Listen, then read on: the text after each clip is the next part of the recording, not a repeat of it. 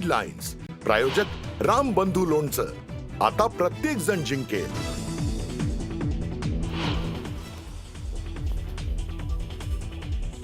माढा तालुक्यात पूरग्रस्तांचं हेलिकॉप्टरनं रेस्क्यू.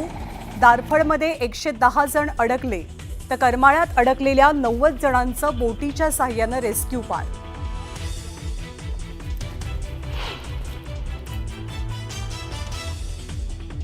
सोलापुरात सीना नदीला पूर. सीना नदीच्या पाण्यामुळे मोहोळ, माढा, बार्शी आणि करमाळ्यामध्ये पूरस्थिती. सोलापूर पुणे महामार्गावरील एकाच मार्गावरची वाहतूक सुरू.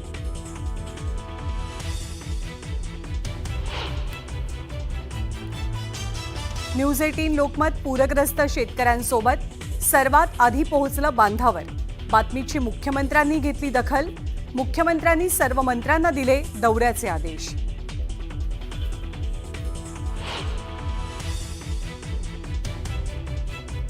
सरकार शेतकऱ्यांच्या पाठीशी असून तात्काळ मदत पुरवणार. उपमुख्यमंत्री एकनाथ शिंदेंची ग्वाही. शिवसेना 12,500 कुटुंबांना करणार जीवनावश्यक वस्तूंचं वाटप. अजित पवार उद्या पूरग्रस्त जिल्ह्यांच्या दौऱ्यावर. सोलापूर, धाराशिव आणि बीडची करणार पाहणी. अतिवृष्टी बाधित झालेल्या गावांना देणार भेटी. शेतकऱ्यांनी मंत्री गिरीश महाजनांचा ताफा अडवला. प्रशासनाला शेतकऱ्यांशी घेणं देणं नाही. मंत्र्यांकडनं पंचनाम्याचा केवळ दिखावा. शेतकऱ्यांचा सरकार विरोधात आक्रोश.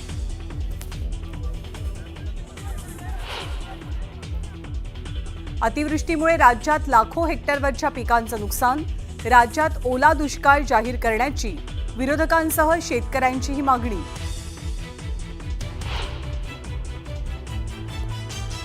मराठवाड्याला 26 ते 28 सप्टेंबरपर्यंत अतिवृष्टीचा इशारा.